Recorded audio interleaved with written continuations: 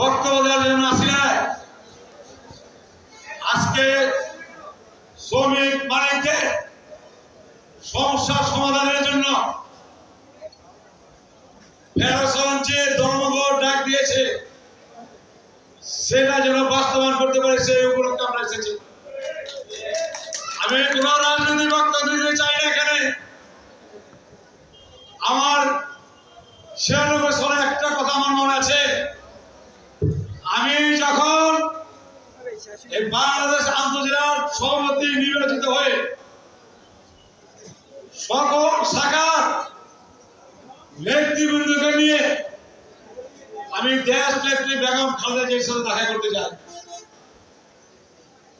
তৎকালীন সময় আমাদের নেতৃবৃন্দ অনেক বক্তব্য দিয়েছে, পরিশেষে আমাদের দেশ নেত্রী বেগম খালেদা জিয়া একটা কথা বলেছে যে আপনারা শ্রমিক নেতৃত্ব জানাতেন, যারা আমার কাছে এসেছে তাদের দাবি যদি যুক্তিসঙ্গত হয় আপনাদের সাথে আমি একমত, আর যদি অবৈধ দাবি করেন আপনাদের সাথে আমি একমত হইতে পারবো না।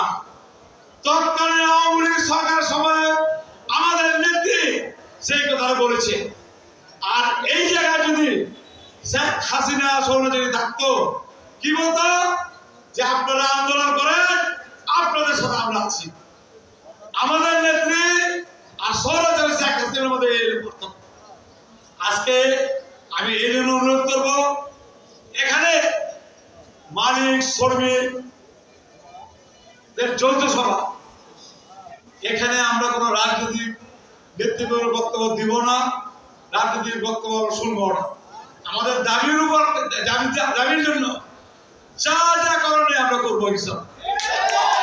এখানে আমার পাশে শ্রমিক দলের সভাপতি আছে পারভেজ, আমার পাশে 30 জন আছে। স্বাগত থাকতে জিনিস খাবারের যে আমার সাথে নেতৃত্ব দিয়েছে, এখনো শ্রমিক দলের সভাপতি আছে। ওই তারা তো কোনো বিশ্ববিদ্যালয় করলো না, তারা সুন্দরভাবে সুষ্ঠুভাবে অনুষ্ঠান দিয়েছে। আমি সবার কাছে অনুরোধ করবো, রাজনৈতিক ভাবে রাজনৈতিক মঞ্চে বক্তব্য আমরা দিব, কিন্তু আমরা পরিবহন শ্রমিক মালিকদের দাবির মধ্যে আমরা ঢুকে তাদের দাবিকে আমরা নষ্ট করতে দিব না। যাই হোক, দাবি কিনা দিয়ে একটা কথা আমি বলবো, সব দাবি কথা বলবো না। আমাদের দাবি ফেডারেশনে বাজেট চলাকালীন সময় আমাদের ইন্টারনেট স্কোপ দিতে হবে। আর ভাই আমরা তো এমনি